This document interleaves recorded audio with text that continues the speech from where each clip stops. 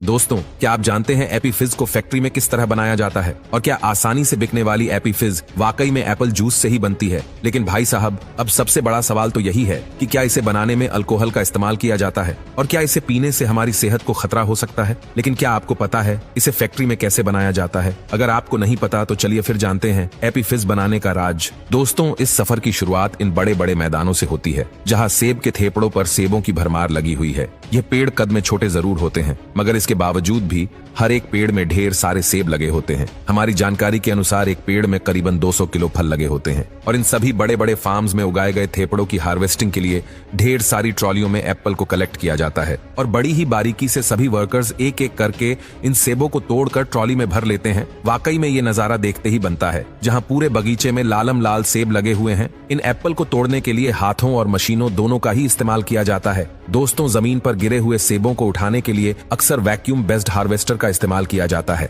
इन farm से सेब को कलेक्ट करने के बाद सभी फलों को फैक्ट्री में भेज दिया जाता है ताकि एप्पल जूस को बनाने की तैयारी की जा सके। इस फैक्ट्री के स्टोरेज हाउस में सबसे पहले इन सेबों को पलट दिया जाता है। ये मशीन खास तौर पर इन सेबों की सफाई करने और इन्हें पीसकर एप्पल जूस बनाने के लिए काम में लाई जाती है और लगातार हाइड्रोलिक प्रेशर से होकर गुजरते इन सेबों की सफाई पूरी तरह हो जाती है। उसके बाद तुने हुए सेबों को मशीन के अंदर छिलने का काम किया जाता है और बाद में मैन्युअली वर्कर्स द्वारा उनके बीजों और बीज के हिस्सों को निकालकर अलग कर लिया जाता है और जब यह पूरी तरह साफ हो जाते हैं उसके बाद इन्हें एक साथ गोल आकार के प्लेट्स वाले कंपोनेंट्स में डाला जाता है, जो कि इन्हें पूरी तरह क्रश करने का काम करती है। लगातार एप्पल की क्रशिंग करने के बाद ढेर सारा जूस बनकर तैयार हो जाता है, लेकिन अभी भी इसमें काफी प्रोसेस करना बाकी है। इसके बाद इस जूस को पूरी तरह से डिस्टिलेट जूस में बदलने और इसमें कुछ एक्स्ट्रा एडिटिव्स डालने की तैयारी की जाती है और इस एप्पल जूस को इन बड़े और ऊंचे टैंक में रखा जाता है। लेकिन अगर आपको ऐसा लगता है कि एपी फिज को बनाने के लिए सिर्फ एप्पल जूस का इस्तेमाल किया जाता है तो आप गलत हैं। आपकी जानकारी के लिए बता दें, फैक्ट्री में तैयार की जाने वाली एपी फिज को बनाने में केमिकल और अन्य सामग्रियों का इस्तेमाल भी जोरों शोरों से किया जाता है। हमारी जानकारी के अनुसार 1 लीटर की बोतल में